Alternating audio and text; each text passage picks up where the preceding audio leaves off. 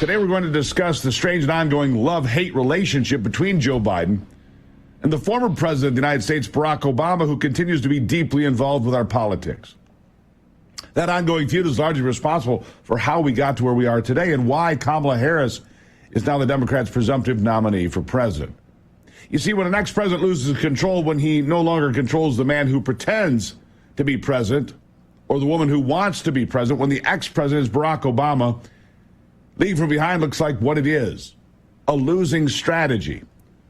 So much for the myth of no drama Obama, whose endorsement of Kamala Harris is a win for Joe Biden and a loss for America.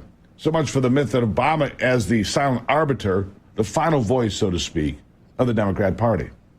So much for the myth of Barack and Michelle Obama as demigods, more like demagogues, of Democrat politics, because their phone call to Kamala Harris sounded as sincere and spontaneous as a coerced confession. The call was actually a concession and an admission that Joe Biden had gamed them after all. The drama between Barack Obama and Joe Biden, of the former pushing the latter aside, ended with Kamala Harris cackling in Atlanta. By the time Obama called Harris, his time, the time necessary to back another candidate, had passed. By the time Obama endorsed Harris, all other Democrats and donors had already done so. He was not happy about it, not one little bit. With Biden still in the White House, Obama's out of time and out of luck. He has no more cards to play. His play to push Biden out worked, but then it didn't. You see, the ex-president lost to a man who was in his second in command, who's in command of nothing, really, not his mind or his words or his body, but he was in command of the moment just enough. You see, the country lost, and the country is at a loss, as we do not have a commander-in-chief. Between an attempt on the life of our next president, Donald Trump, and the attempt to install Kamala Harris as president, between the incompetence of the director of the Secret Service and the incompetence occupying the White House, we don't need any more drama. We don't need any more.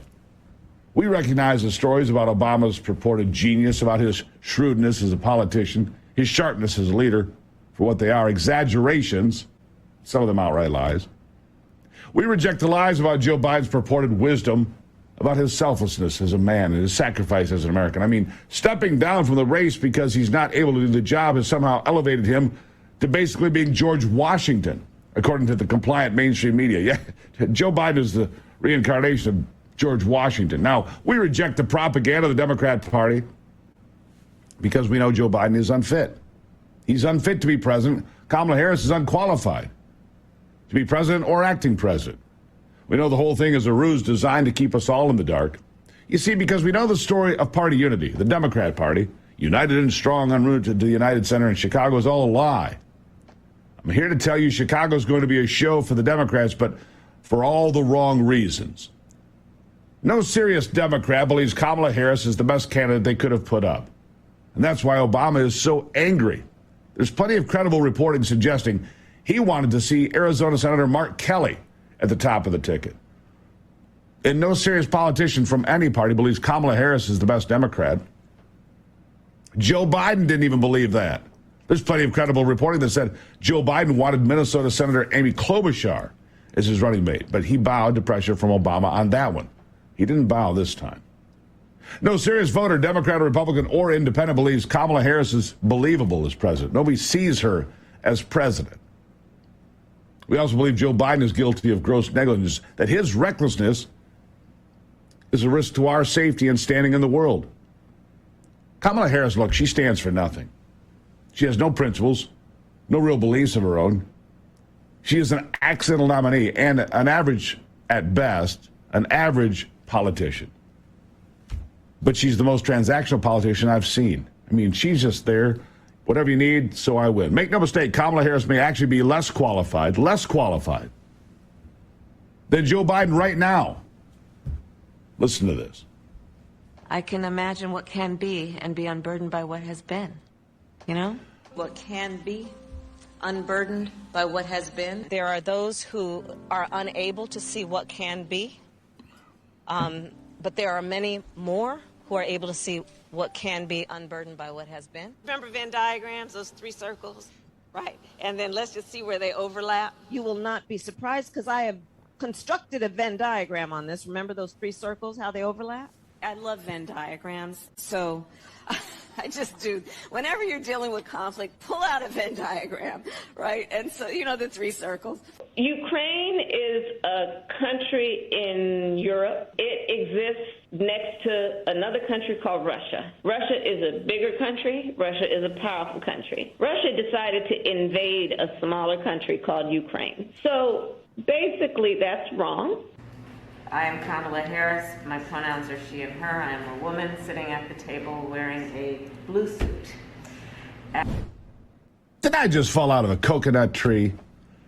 Of course, we could run tape for the rest of the day and not exhaust Kamala's cringeworthy comments and gaffes.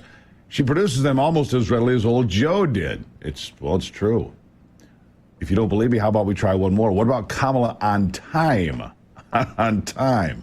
Listen. And we were all doing a tour of the library here and talking about the significance of the passage of time, right? The significance of the passage of time.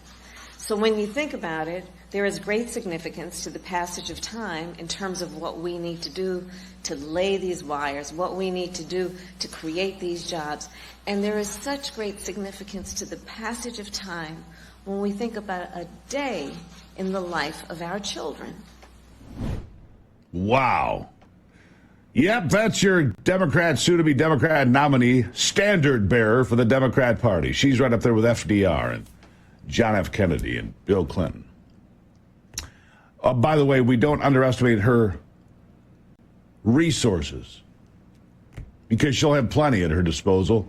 The Democrats have plenty to offer in pursuit of retaining power in D.C. She has a wealth of campaign money and endless supply of free media because the two complement each other. Because basically the two are one and the same.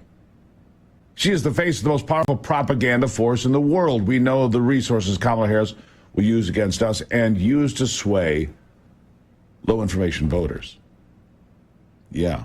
But we're going to fight back with truth. Here's one thing I want to leave you with before we go to break. Kamala wants to ban fracking. Her campaign says this is not true, but you tell me what she said right here. Listen. There's no question I'm in favor of banning fracking. So, yeah, and starting with what we can do on day one around public lands, right? And then there has to be legislation. But yes, and this is something I've taken on in California. I have a history of working on this issue. And to your point, we have to just acknowledge that the residual impact of fracking is enormous in terms of the impact on the health and safety of communities. No question I want to ban fracking. Wow, really, Kamala? Apparently.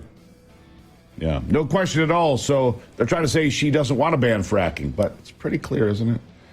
Resources are endless, the lies never ending. I'll be right back on the Steve Gruber Show. Good to see you on a Monday.